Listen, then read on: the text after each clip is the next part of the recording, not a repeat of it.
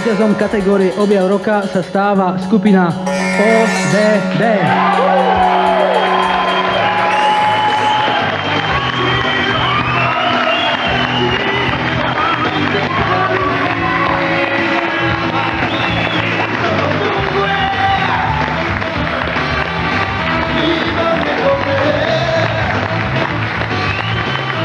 Chcem povedať, že ja sa volám inakšie ako Bronislav Dobro, kedy ma na ulici neoslavili Brona. Takže ty počúvaš na meno Galo. Áno, určite. Roman Galvanek. Čaute, ja som Galo. Obere zdravím všetkých. Pod značkou Polygram od 13. novembra je náš prvý album na svete. Takže...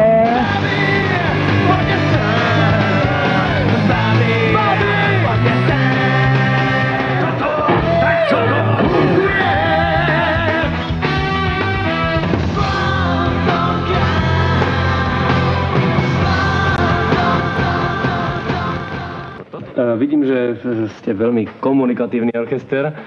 Samozrejme predpokladám, že ostatní sú tudinci. Všetci sú tudinci.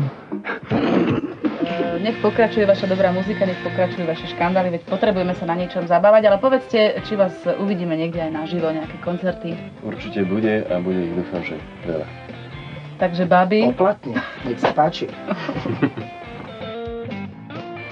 Skupina OBD, čiže Orchester Bronislava Dobrotu. Poďme sa pozrieť, či sú naozaj takí dobrí.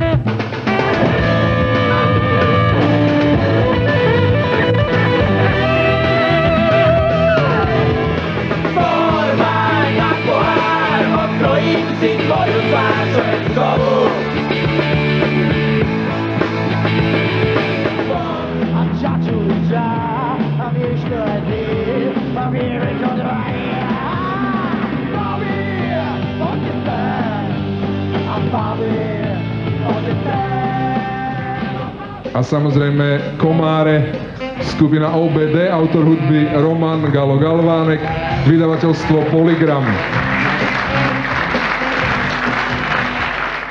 Vyhrála skupina OBD a Komáre.